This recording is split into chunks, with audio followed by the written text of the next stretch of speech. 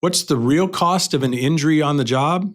On this episode of Driven Too Far, we're focused on the impact of the driver's personal life. Hello, I'm Andrew Winkler with Chief Carriers, and this is Driven Too Far, the truth about trucking, a podcast that helps over-the-road truck drivers balance career and family.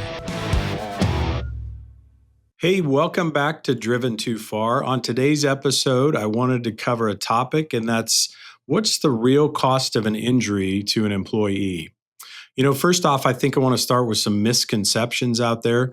When you think about somebody that maybe gets hurt at work, one of the things that might go through their head is, oh, this won't be so bad. I get to sit home on the couch, catch up on my soap operas. They're going to send me a check. I can have DoorDash bring me food. This isn't going to be bad at all. But I want you to know that it's probably nothing could be further from the truth. That's not really the reality of getting hurt at work and how it really works. So let's talk about what it looks like behind the scenes. I think one of the most common injuries for professional truck driver might be like a soft tissue injury. You think about maybe tweaking a back or a shoulder or something like that. You're out there moving and maybe you twisted just wrong. I can see something like that happen. And while there's nothing really there to fix, meaning through surgery or, throwing a cast on something, sometimes those soft tissue injuries can be the worst. They just take longer to heal. One of the things that might happen is they may assign you to go to physical therapy. So while you're physically off duty from the truck, you may be sitting at home, but once a day, 3 times a week, something like that, you may have to go to the physical therapist and work through the injury so they can hopefully get you back in shape as soon as possible. What does that cost you as a driver? Well, the first thing that it's going to cost you is probably wages. So the thing I want to drive home here is that nobody wins with work comp injuries. That's why we focus so much on safety. And I know we've said that in multiple podcasts.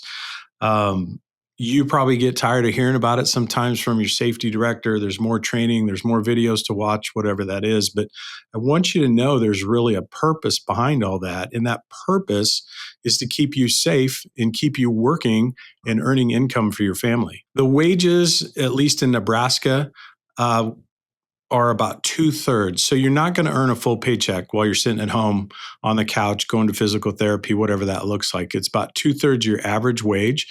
And most other states follow suit with that. Now, there's a couple exceptions out there with Texas and Alaska. They can be as high as 70 or 80% of your average wage. But there's usually special stipulations with that. So it has to be special conditions to get that higher percentage. So what's that do to you? Just think about that for a minute. If all of a sudden I'm at home and I'm only getting 2/3 of the paycheck I normally get on Friday, what does that do to you and your family and your financial situation? I think you can probably imagine that might cause some stress, anxiety, whatever that is. Because if you're already feeling like you're living paycheck to paycheck and all of a sudden your wages are going to be cut by 1/3, that's going to bring in some additional stress to you and the family and everything else. You feel like, man, I'm going to start falling behind on my bills. This isn't going to be good. And even if I can keep my head above water for that time where I'm away from work, it's still going to be a game of catch up when I get back. So even when you get back in the truck, you're going to be fighting for extra miles, extra loads, extra pay to try to get back to where you were before you got injured. There's the emotional part of that as well. You think about the stress that would cause. We all have had financial stress in our life, right? It's a horrible feeling when you can't keep up with your bills, when you owe people money. But it doesn't just affect you. It might affect your spouse as well. How do they react to that? Are they the ones that typically pay the bills while you're out on the road?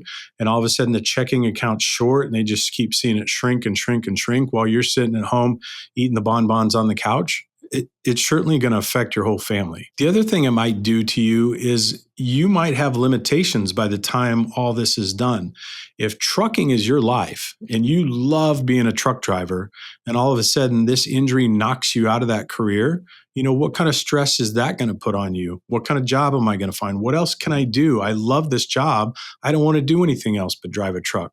Now you're going to be forced to maybe go find something else to do, whether that's wholesale, retail, stand in a factory line, whatever that could be, but it may not be as fulfilling as it was for you to drive a truck. So what's your company's responsibility in all this? Let's say you do get injured, you've got a back injury, you're probably going to be out 6 to 8 weeks doing the physical therapy, you've been assigned physical therapy. What is the company's role? So our role in it is to try to get you rehab to the point, hopefully back to 100%, where you were before you got injured. That doesn't always happen. Unfortunately, sometimes certain injuries never go away. You're just never going to quite be the same, even after the best surgeries or rehabs, whatever that looks like. So if that point, our role as the company means if we can only get you back to 80% of where you were before you got injured, then we have an obligation to compensate you that additional 20% that you're missing out on.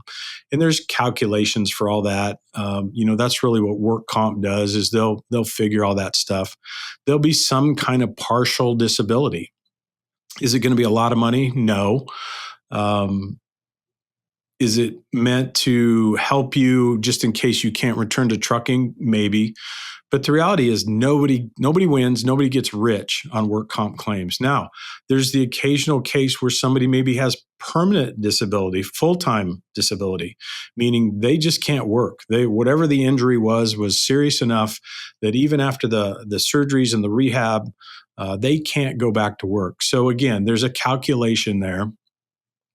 And over the years, I've seen some even get involved with attorneys. Obviously, that can be one of the things that happens. If it's a serious work injury, it's no different than having a car accident. You get the attorneys chasing you and they want to represent you and they're going to help you win all this money. And it sounds fantastic. But I remember reading an article years and years ago about a couple. It was a husband-wife team in a truck, and something happened where I think they just got backed into in a truck stop or something. It didn't sound that serious, but whatever happened, the impact of the other truck hitting their cab injured the man enough that he was going to be permanently disabled where he couldn't drive a truck anymore. So what they talked about was the fight in court over it. It took a while for them even to get to the point where they could determine his partial disability or his full disability. Because remember, they're still going to try to put you through this rehab. That rehab, it could go on for a year before they decide, okay, we're as good as we're going to get. This person isn't going to heal any better. And they're going to make that decision on the partial or the full-time disability. But think about that, a year at 2/3 of your normal wages. And if that particular case, they were a husband-wife team. So did that mean the wife was actually out there driving by herself, or did she stay home too? And I don't remember the details of that. But what I do remember was they interviewed the couple afterwards. They'd gone through the whole process and it had literally taken 3 to 4 years to get their settlement. So imagine the financial stress 3 to 4 years later. And what they weren't counting on is they got a 6-figure settlement, I think, for that. Maybe it was even 7 figures. I don't remember. But what I remember is the percentage the attorney got. In this case, the attorney got 40% of the award to pay, for the legal representation. Now, what was left, the couple gets, but what they weren't thinking about was all the medical costs they were responsible for paying. There were still some additional things there that they had to pay out of that settlement. And when it came down to it, it really broke them. It literally broke them. They did not come out of that at all. It kind of ruined their whole life. So that's the message I'm trying to drive home. And when we think about, next time you get annoyed with your safety manager, your safety director, of they're putting more training on me, they're always asking me to do this stuff, whatever that looks like, safety meetings, there's a purpose behind that. And our biggest job as your employer is to protect you. And that's really where these safety programs and processes and policies come from, is we're trying to do our best to protect you so that you never get hurt on the job. Thanks for joining us on this episode of Driven Too Far. Safety is not just a priority at Chief Carriers, it's a core value. To learn more about our safety programs, click the link below.